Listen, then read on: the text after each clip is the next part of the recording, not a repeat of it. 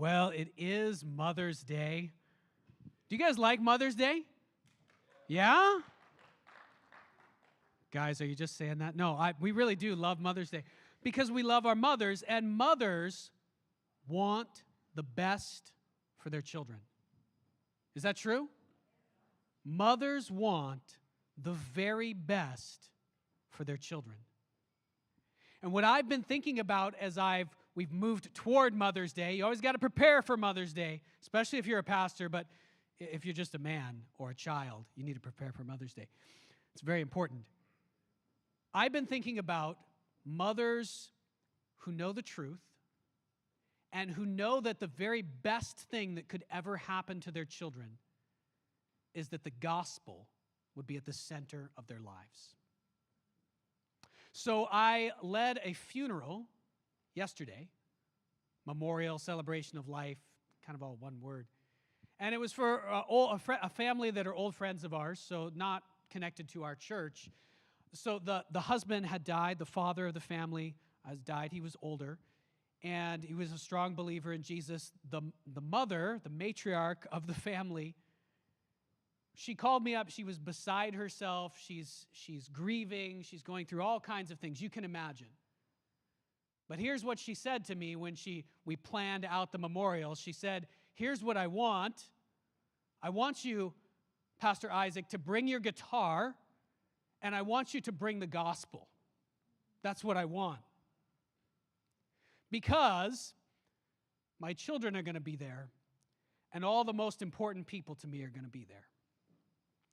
And the most important thing, the best thing that could ever happen to them, is that the gospel would be at the center of their life." That's what she wanted. In fact, it was hilarious to me. She had invited particular people who were close to her who were late. And so this was a pretty small funeral, and so she delayed the whole funeral by like half an hour. We just sat around. It was at her house, and so it wasn't quite like, what you might think of at a church. But we delayed the whole thing half an hour because she wanted these people who were important to her to be there for the gospel to be spoken. What is the gospel? We're going to talk about that in a minute, but it's the message of the Bible. It's the main message of the Bible, the message of Jesus. And if it's at the center of your life, everything else will go right. That's a huge part of the book of Romans that we're going through right now.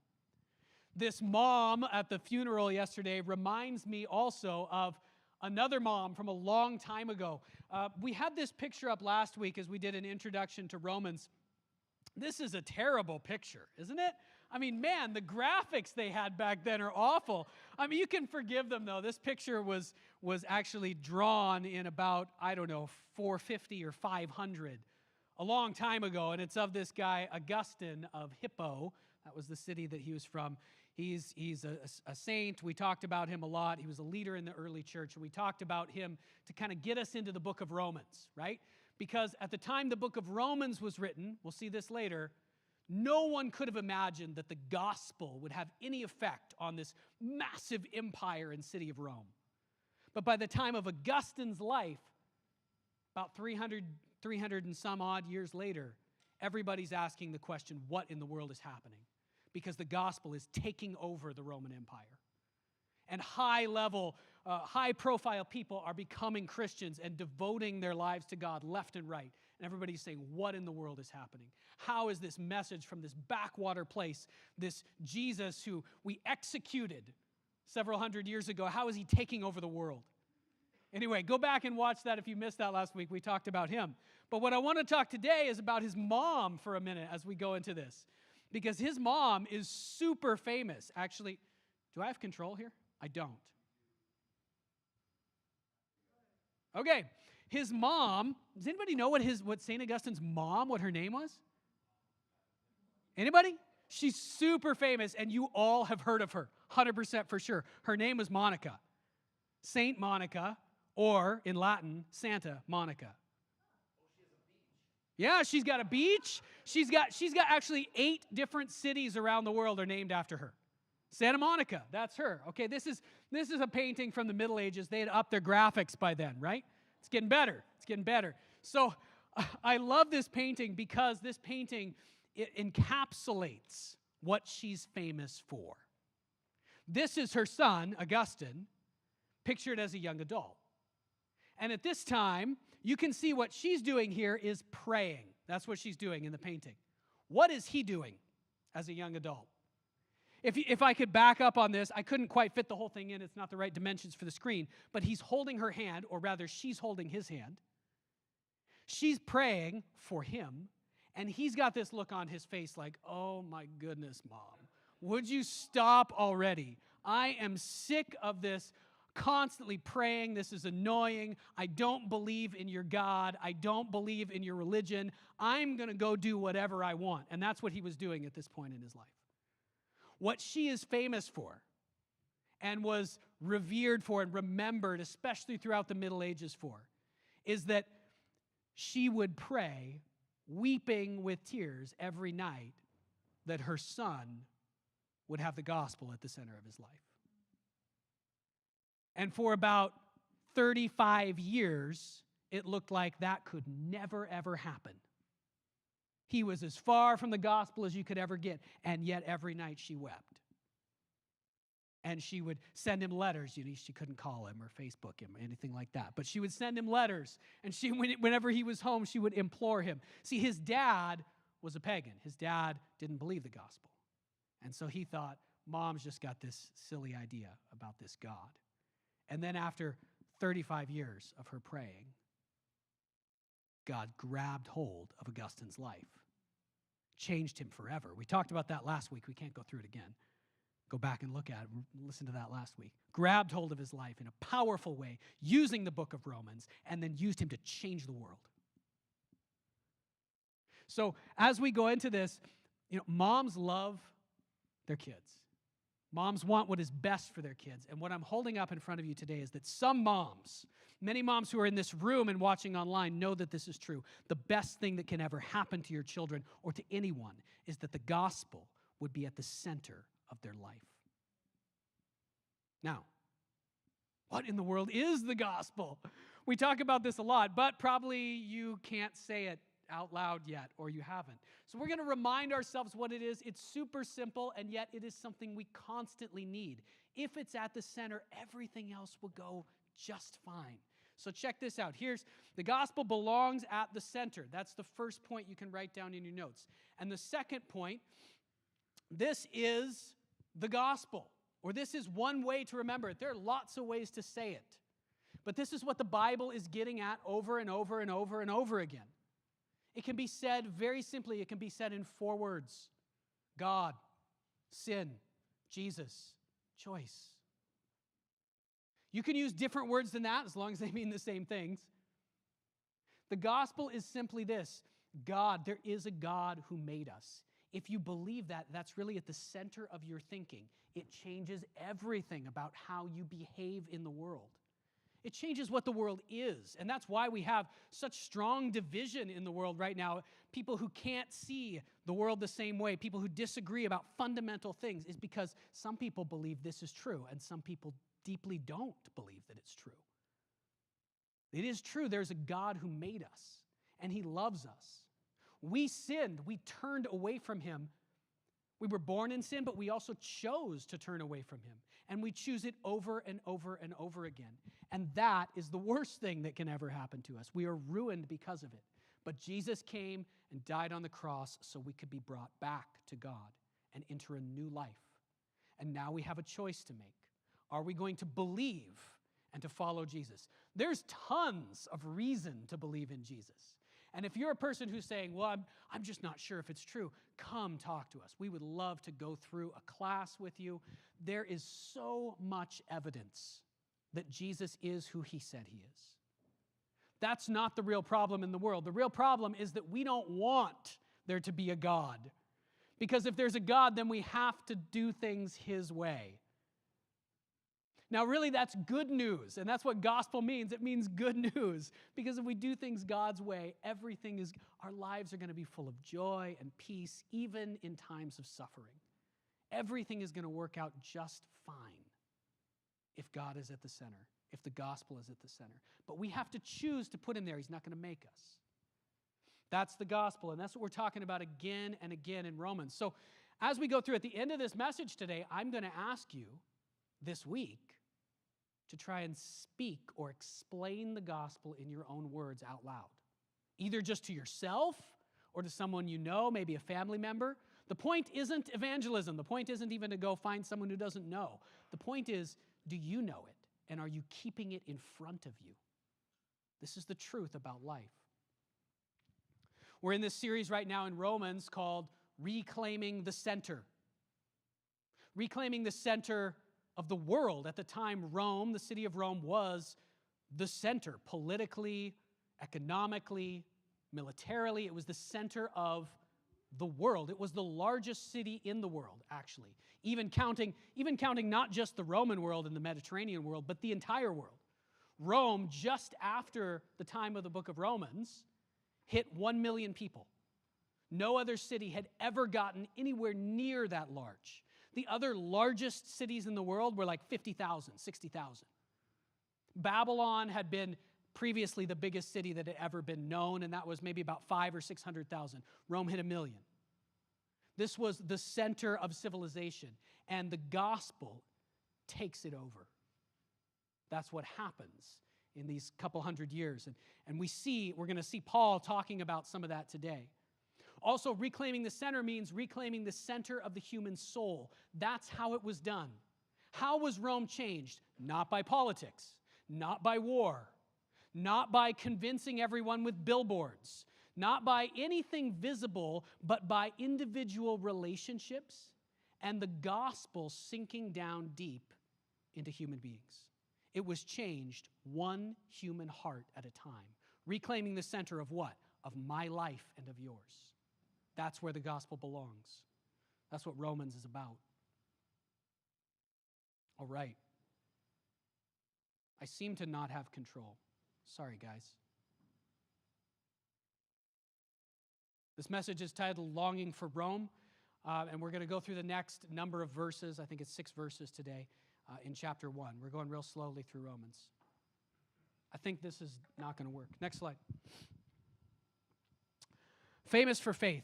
Let's read this first verse of Romans chapter 1, verse 8. And you're going to see that Paul's talking to the Romans through the introduction. Next slide, please. He went through the introduction. He told them about the gospel last week. He told them about the message of Jesus. And now he begins to talk to the Romans. So this is still sort of part of the introduction. The book of Romans is actually, of course, a letter that he wrote to them. A rather long letter. I guess people don't write letters like that anymore. Do you ever write an email that's that long? If you wrote an email that was like 15,000 words, who would read it? Yeah, exactly. We got to do like little Twitter snippets. But Paul wrote a very long letter because it took a long time to get there. All right, so here's what he says in the beginning of this, talking to this church in Rome, to believers who were in the city of Rome where he had never been. He says, first, I thank my God through Jesus Christ for all of you, because your faith is proclaimed in all the world. And we're going to think about that for a minute. So I titled this section of the message, Famous for Faith. So this is the first thing that Paul says about the Christians who are in Rome. They are famous for their faith in God. So what does that mean? What are they not famous for? They're not famous for just having a really big church, or having a flashy church, or how much money they had, or how much political power they had. Although eventually they had those things, a lot of those things eventually. At the time Paul's writing, they had none of them.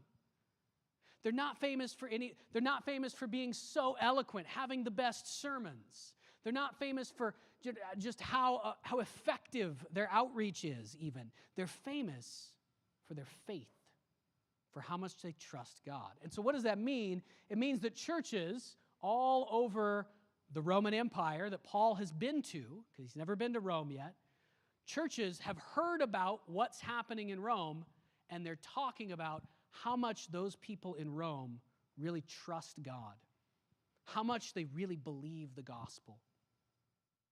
Now, what kinds of things, why are they talking about that? What kinds of things is the church in Rome doing? Paul doesn't say here, but we know. We actually know from a number of sources, just history. We also know from the end of the book of Romans, when we get at the end of the year, we'll get to chapter 16, and he has this long section where he has different greetings to individual people in Rome. And he says some things in chapter 16 about what they're doing. So some of the things that these guys are doing is they are caring for the poor a whole bunch. They are caring for people who are sick. When like a pandemic strikes and everybody else isolates and hides, they are going to help people. They're like the frontline workers, even when it risks their own lives. They are, we know historically this is true, especially of the church in Rome. We talked earlier, before the message, we talked about Options Pregnancy Center. We talked a little bit about abortion. Abortion and infanticide, so that is killing newborn babies, usually by exposure, so just leave them in the woods, was a very common practice in the Roman Empire and especially in the city of Rome. And the Christians in Rome would do what? They'd go around and pick up the babies and raise them. What did that cost them to do that? What was the price that was paid there? They did that. Some of the people that he mentions in chapter 16, he just talks about how hard they are working. He talks about people who have given up their jobs or their careers to go around and serve the poor or spread the gospel. He talks about people who, Paul at this time has a team that's going from city to city. We talked about this last week. He has like this team that their only job is to go from city to city and tell people who've never heard about it before about the gospel. It's a very dangerous work. Many of them die. And some of the people at Rome have risked their lives to help Paul and his team. So we could sum it all up by saying they are doing a bunch of stuff that's really, really hard. But why are they famous for their faith? Because the really, really hard stuff is not really hard to them. It's not really hard to them because at the core of who they are and who they are becoming, they're still getting better at it, they believe the gospel. When they are challenged to work really hard to help someone who's sick or in desperate need or to raise a baby when they've already got a whole bunch of hard stuff going on in their life, but there's this child who's been left to die, situations like that, when they're challenged with something that we might think is really, really hard, they had the gospel at the center of their thinking. Number one, they thought, well, everything I have has just been given to me by God anyway. What right do I have to just keep it for myself? And then they thought, you know what? And I abandoned God. I turned away from him, but he still sought me out. He still sent his son to die for me. If Jesus took on the cross for me, all of a sudden working really hard for this person who's in need, does it seem like hard work?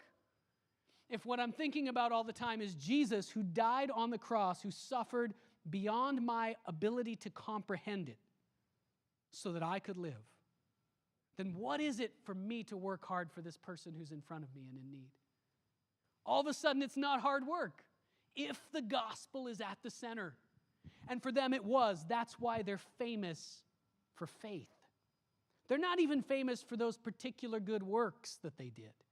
They're famous because the things that they did were motivated by their trust in God, by their belief in the gospel, the message of Jesus.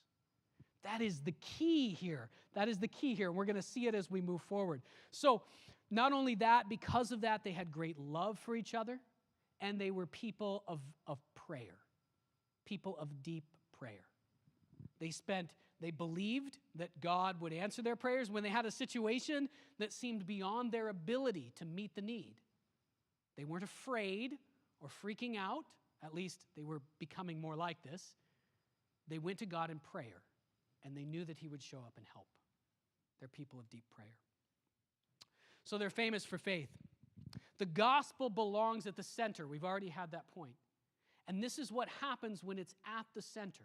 When it's at the center of our life, it changes how we see everything. It changes how we view the difficult things that we have to do. Moms are a great example, right? When they've got love for their children at the center, is it hard for them to do hard things? Well, yes and no, right? I mean, they're still hard things, but it's very different. When the gospel is at the center, good things follow. Jesus said it like this. He said, "Seek first the kingdom of God, and everything else is going to be added to you. It's going to be given to you through God's grace. Don't worry about all those things. Don't look at how hard life is. Seek first the kingdom of God, and everything else is going to be added to you." This is what Paul is talking about here. The next thing that Paul talks about in these verses is a longing for Rome. And that's the title of our message today. And we're going to grab a number of things out of this. It's amazing. He has a longing for the people of Rome and also for the city itself for a very particular reason. For the Christians who are there and also for everyone else who is there. So let's read, we'll read this here, the next few verses, Romans chapter 1, 9 to 12. Paul continues by saying, "God is my witness, whom I serve with my spirit in the gospel of his Son." That's very important. "That without ceasing, I mention you," the Romans, the Christians in this church in Rome, "I mention you always in my prayers, asking that somehow, by God's will, I may now at last succeed in coming to you. For I long to see you, that I may impart to you some spiritual gift to strengthen you. Well, that is, that we may be mutually encouraged by each other's faith, both yours and mine."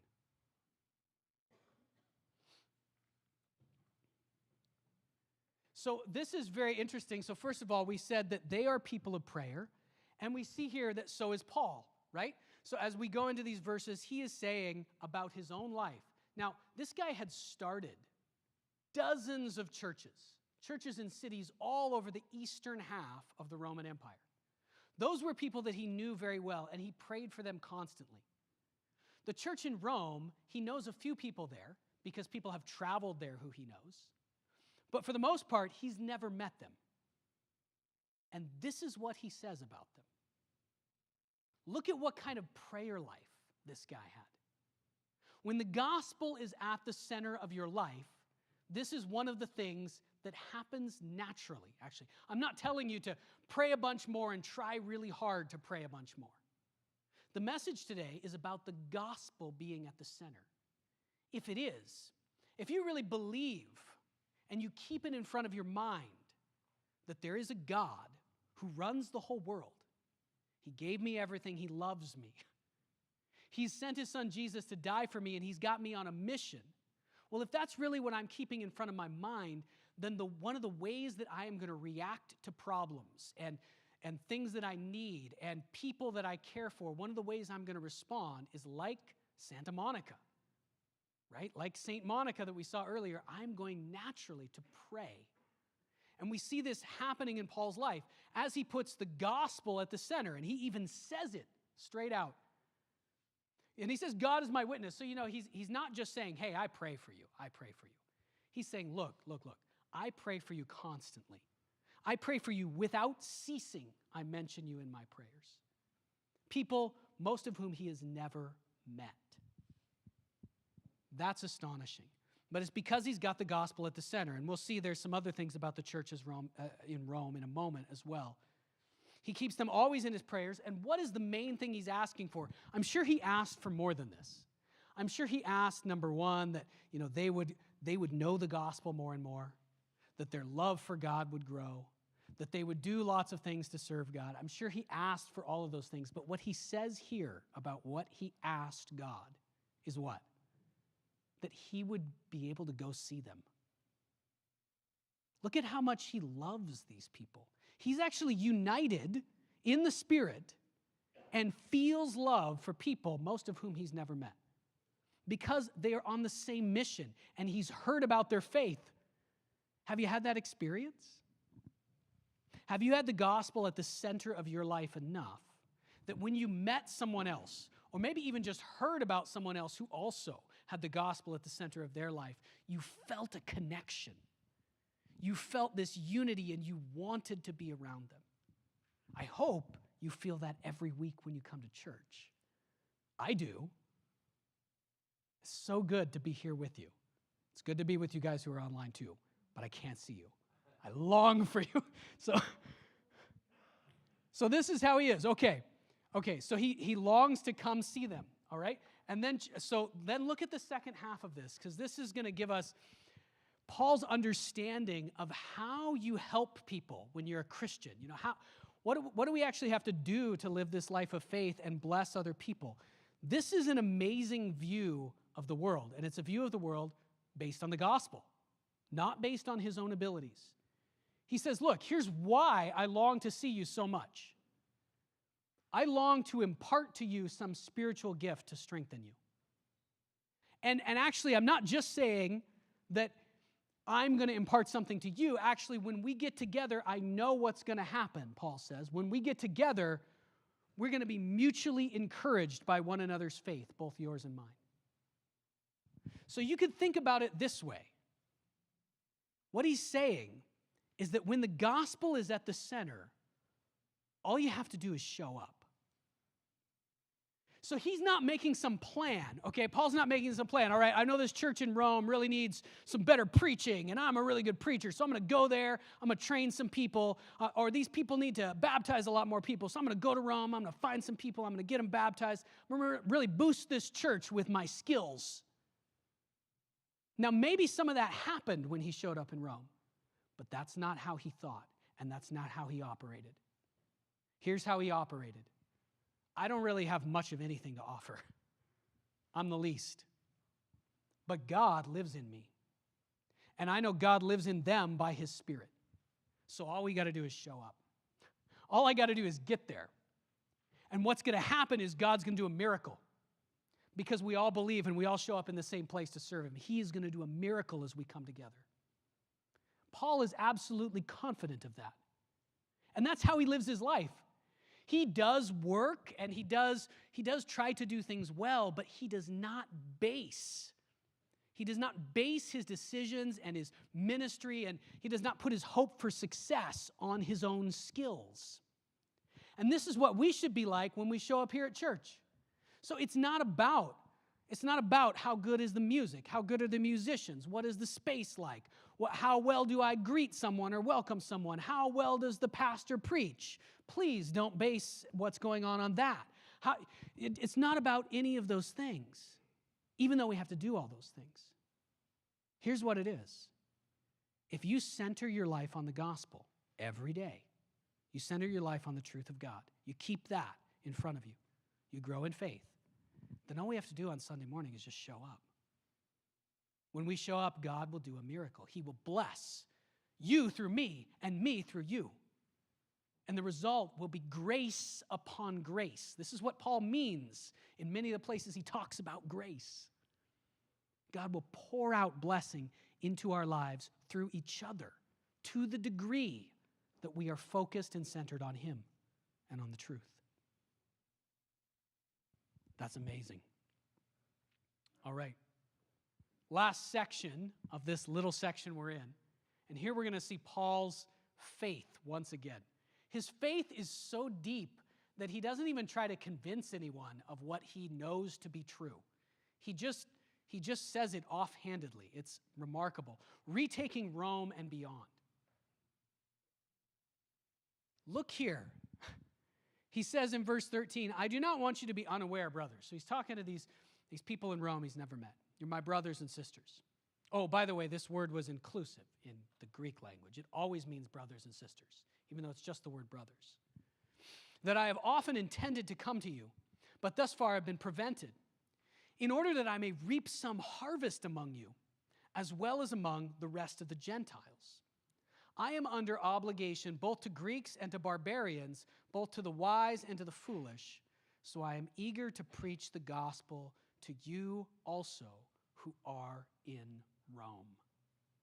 Now, you might gloss over that. You might think that doesn't have anything to do with me. Oh my goodness. This guy believes so deeply in the power of the Word of God. At this time, I said it at the beginning, I said it last week, no one in the world, based on human logic, would have predicted that the gospel, the message of Jesus, this guy who the Romans had just executed, No one would have predicted at all that it was going to take over the world, that it was going to take over the city of Rome itself. If you had looked at Rome and what was going on there, I mean, they worshiped like 10,000 different gods. And there were hardly any Christians in the city. There's like 1 million people. There were like maybe a couple thousand Christians at this time, out of 1 million people. And Paul is acting like the gospel is about to take over your entire city. It's pretty much, it's already guaranteed and it's pretty much already done. That's how he's thinking. I got to get to Rome because I wish I'd got there sooner. I've been trying to get there because I know the gospel's about to take over the whole thing. Nothing can defeat it. It's impossible that all these other ideologies and philosophies and these other gods, they're about to all be destroyed in the presence of the gospel. Nothing can stop it. And I just want to get there so I can be part of it. I know God's about to bring in thousands and millions of people into the faith.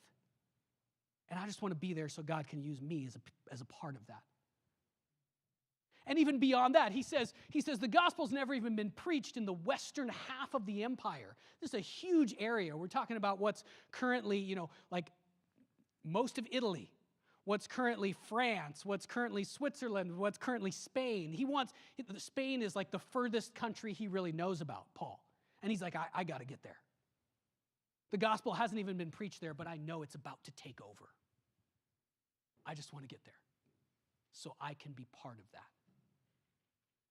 This is amazing. He has kept his focus and his life centered on the gospel so much, and he really believes it. The gospel cannot be defeated. So when you look around the world, and if you sometimes feel like, man, I mean, here we are, Christians, and there's just not very many of us, like in Canada, what chance is there really that like the gospel is going to take over Canada? The gospel cannot be defeated. The gospel will take over Canada. 100% guaranteed. The only question is when, and that's up to God. It took a few hundred years. Paul thought it was coming right now. And some of it did. It came right now in his life. But he saw it as if it was like tomorrow. It took a few hundred years. But it took over the whole empire. That is absolutely certain. Rome was far worse, far further from the gospel than Canada is today. That's a fact. So if you look around and think, this Christian message, man, people think it's old-fashioned. They think it's just bigoted. They don't want anything to do with it. It could never succeed. The people who I know will never come to believe. You are not believing the gospel if that's what you think. When you think that, you've got to remind yourself, no, it's not true. It's not true because Jesus said it's not true. Because Jesus died so that the gospel would go forward. When he is lifted up on the cross, what will happen? What did he say? I will draw all people to myself. The church of God will go forward, and even the gates of hell will not stand against it. So the last thing I want to leave you with is just a challenge this week. We've talked about the gospel. We've talked about keeping it at the center of life. This is the strategy. The strategy is not to be super impressive. It's not our skills. It's not our money. It's not any of those things, though God wants us to use them all for him. The strategy is center your life on the message. Center your life on the truth. And then God is going to do a miracle as we just present ourselves, as we just show up. Somebody, I think it was Woody Allen, said 80% of life is just showing up. Now, life is just, the gospel says life is just center yourself on the gospel and then show up. That's 100% of life. So this week I want you to take a step, a little bit of a step at least, in making sure and keeping in front of your own mind what is the truth? What is the message of Jesus? So here's your challenge. Explain the gospel out loud this week. You can do it in your room by yourself. You maybe do it in the shower so nobody can hear you. You can do it in your car while you're driving. Only the strangers who see you will think you're crazy talking to yourself. Okay? Explain the gospel, or maybe you like to write it down. But do something, do it in some way, bring it before your mind Say it out loud. Try to explain it. I mean, here it is again, 4 words that you can think of. So just sit through and explain each of these words. Okay, God. So what's true about God? I think everybody in here could come up with a few things that are true about God. What's true about sin and me and the world? Just say those things out loud. What's true about Jesus? What did he do? What is he doing right now? What is my life like because of him? And then choice, what am I going to do? Have I decided firmly, not just a long time ago, but today, that I'm going to believe and follow Jesus? And that's going to be the center of my life. Not just something that I put on the side of my life, not just one of the things I do, but the center. I have decided to follow Jesus. Let's pray. We'll continue in worship. Our Father in heaven, we thank you so much for giving us this message.